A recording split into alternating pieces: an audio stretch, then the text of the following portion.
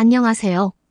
오늘은 미국의 재정 적자가 무엇인지, 그리고 그것이 한국 경제에 어떤 영향을 미치는지에 대해 이야기해 보겠습니다. 최근 뉴스를 보면 미국의 재정 적자가 늘어나고 있다는 이야기를 많이 들으셨을 텐데요. 미국의 재정 적자는 단순히 미국 내의 문제가 아니라 글로벌 경제 전반에 큰 영향을 미칠 수 있는 중요한 문제입니다. 특히 한국처럼 미국과 밀접하게 연결된 나라들에게는 더 큰 영향을 줄 수 있습니다. 오늘 영상에서는 먼저 재정적자라는 개념을 이해하고 왜 미국의 재정적자가 중요한지, 그리고 그것이 한국 경제에 어떤 경로를 통해 영향을 미치는지 살펴보겠습니다. 마지막으로 한국이 이런 변화에 어떻게 대응하고 있는지도 이야기해 보겠습니다. 우리가 먼저 알아야 할 것은 재정적자라는 용어의 뜻입니다. 재정적자란 정부가 벌어들이는 수입보다 더 많은 지출을 할 때 발생하는 차이를 말합니다. 쉽게 말해 수입이 100만 원인데 지출이 120만 원이라면 20만 원이 적자가 되는 것이죠. 미국은 세계 경제의 중심에 서 있는 나라입니다. 미국의 경제 상황은 다른 나라들에게도 큰 영향을 미칠 수밖에 없는데요. 특히 미국 달러가 기축통화로 사용되기 때문에 미국의 경제 정책이나 재정 상황은 전 세계 경제에 중요한 변화를 일으킬 수 있습니다. 기축통화란 무엇일까요? 이 용어는 세계 여러 나라가 국제무역에서 주로 사용하는 통화를 말합니다. 그 중심에 있는 것이 바로 미국 달러입니다.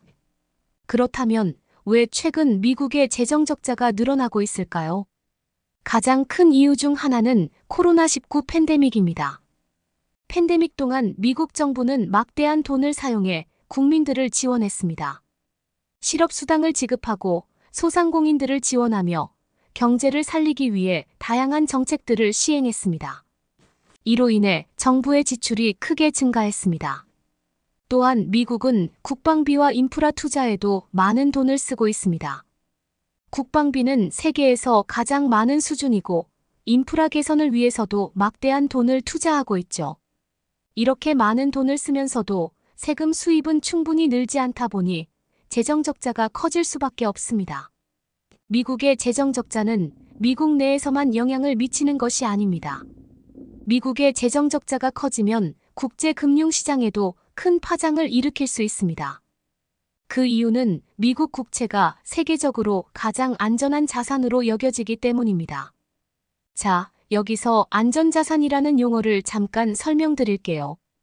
안전자산이란 경제가 불안정할 때에도 믿고 투자할 수 있는 자산을 말합니다. 그 대표적인 예가 바로 미국 국채입니다. 미국 정부가 빚을 내기 위해 발행하는 이 국채는 신뢰도가 높아서 많은 투자자들이 선호하는데요. 만약 미국이 재정 적자를 더 늘리면 어떻게 될까요? 미국은 더 많은 돈을 빌리기 위해 국채를 더 많이 발행해야 합니다. 그리고 이것은 금리 상승을 불러올 수 있습니다. 금리가 상승하면 전 세계 투자자들은 더 높은 이자를 받기 위해 미국 국채를 사들이게 됩니다. 그렇게 되면 다른 나라들에 흘러가야 할 자본이 미국으로 몰리게 되죠. 이런 현상은 글로벌 금융시장에 불안정성을 가져올 수 있습니다. 또 다른 중요한 영향은 달러 가치에 있습니다. 미국의 재정 적자가 늘어나면서 달러 가치가 하락하면 다른 나라들의 통화 가치가 상대적으로 높아질 수 있습니다. 이것은 미국과 교역을 많이 하는 나라들에게 큰 영향을 미칠 수 있는데 특히 수출에 의존하는 나라들에게는 심각한 문제가 될 수 있습니다. 이제 한국에 미치는 영향을 구체적으로 살펴보겠습니다. 미국의 재정 적자가 커질 때 한국은 여러 가지 방식으로 영향을 받을 수 있습니다. 그 중에서도 가장 중요한 영향을 미치는 것은 환율 변동과 금리 상승, 그리고 자본 유출입니다. 먼저 환율 변동에 대해 이야기해 보겠습니다. 미국의 재정 적자가 증가하면 달러가 약세를 보일 수 있는데 이 경우 원화의 가치가 상대적으로 강세를 보일 수 있습니다. 한국은 수출 의존도가 높은 나라입니다. 만약 원화가 강세를 보이면 한국 제품의 가격 경쟁력이 떨어지게 됩니다. 이로 인해 한국의 수출이 감소할 수 있죠. 실제로 2018년 달러 약세가 한국의 전자제품 수출에 큰 영향을 미쳤던 사례가 있습니다. 다음은 금리 상승입니다. 미국이 금리를 인상하면 한국 역시 금리 인상을 고려해야 합니다. 그렇지 않으면 자본이 미국으로 빠져나가게 될 수 있기 때문이죠. 하지만 금리 인상은 한국의 가계부채 문제를 더 악화시킬 수 있습니다. 대출 이자가 높아지면서 가계부담이 증가하고 이는 소비와 투자를 줄이는 결과를 초래할 수 있습니다. 실제로 2013년 미국이 금리 인상을 검토할 때 한국의 금융시장에 큰 불안이 있었던 적이 있습니다.